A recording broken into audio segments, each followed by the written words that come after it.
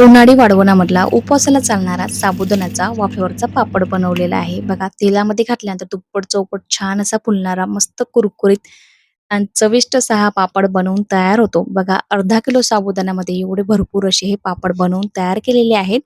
अगदी साधी आणि सोपी रेसिपी आहे. बघा काही टिप्स सांगितलेल्या आहेत. तर तुम्ही संपूर्ण व्हिडिओ बघा. चला तर आपण आता रेसिपीला सुरुवात करणार आहोत. बघा मी अर्धा किलो साबुदाणा हा भिजवून घेतलेला आहे. साबुदाणा सुरुवातीला स्वच्छ धुवून घ्यायचा. जेवढा साबुदाणा घेतला तेवढाच त्यामध्ये पाणी घालायचं आणि 2 ते 3 तास छान असा भिजवून घ्यायचा आहे.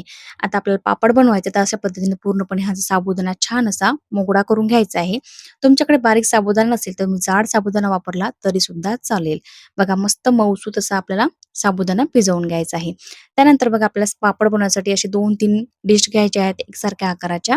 बघा आता त्याला थोडंसं आपल्याला तेल लावून घ्यायचं आहे. पापड निघावा म्हणून जास्त प्रमाणामध्ये तेल लावलं तर पापडाला वास लागतो आणि आपले जास्त दिवस आपले पापड टिकत नाही.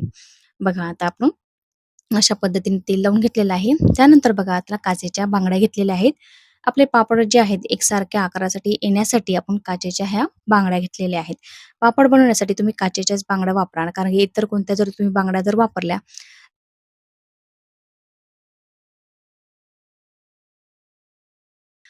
तर बघा अशा पद्धतीने बघा साबुदाणा जो आहे तो आपल्याला घालून घ्यायचा आहे. बघा सर्व एका आकाराचे आपल्याला साबुदाण्याचे पापड बनवायचे आहेत. तर 1-1 चम्मच सर्व साबुदाणा जो घालून घ्यायचा आहे आणि अशा पद्धतीने बघा व्यवस्थित असं आपल्याला बांगडीच्या आकारा एवढा जेवढा साबुदाणा बसेल तेवढा आपल्याला एका लेयरमध्ये असं साबुदाणा आपल्याला पसरवून घ्यायचा आहे.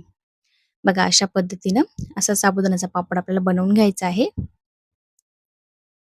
बघा संपूर्ण याच्यात मी 1-1 चम्मच जे साबुदाणा आहे ते घालून घेत आहे.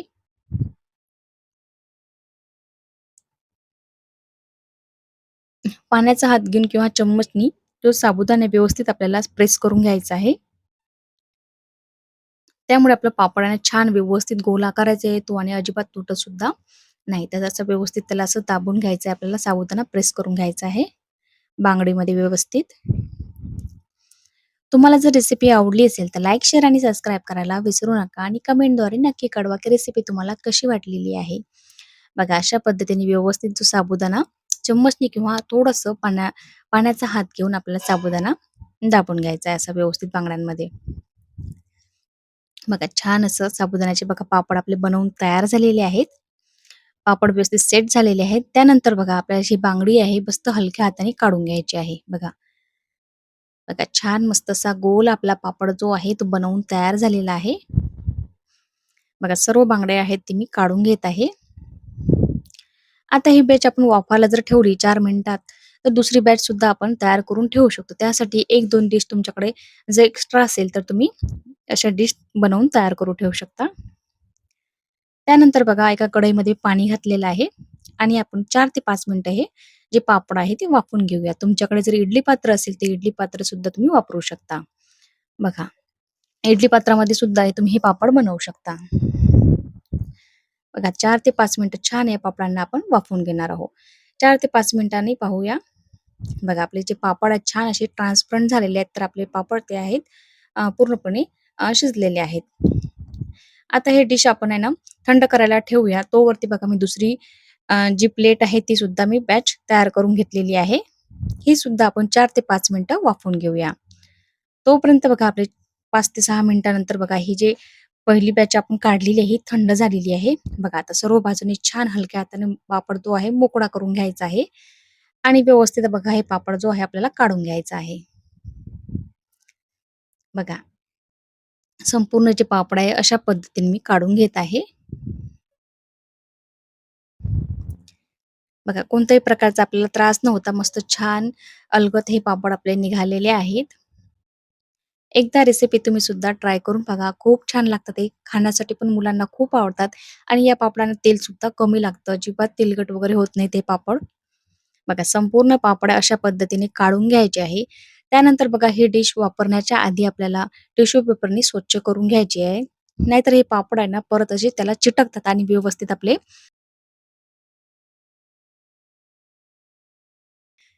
आपले पापड सुद्धा व्यवस्थित जर तुम्ही पुसले नाही तर आपले पापड सुद्धा तुटू शकतात. बघा व्यवस्थित पुसून घ्यायचं आणि बरोबर थोडंसं याला परत असं तेल लावून घ्यायचं आहे आपल्याला. बघा अशा पद्धतीने मी संपूर्ण जे पापड आहे बनवून घेतलेले आहेत.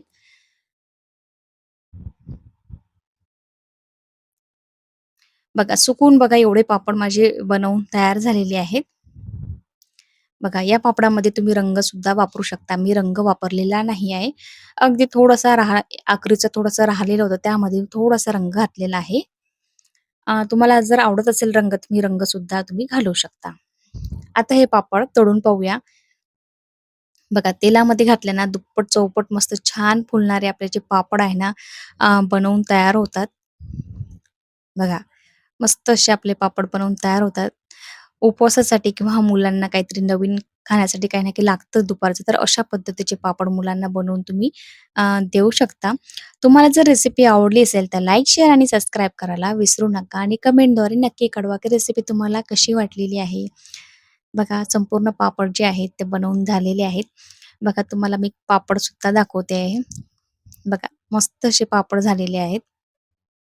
करायला तेवढेच सोपे आणि खाण्यासाठी तेवढेच चविष्ट हे पापड लागतात. एकदा बनवलेला तर वर्षभर तुम्ही खाऊ शकता. संपूर्ण रेसिपी बघितल्याबद्दल धन्यवाद.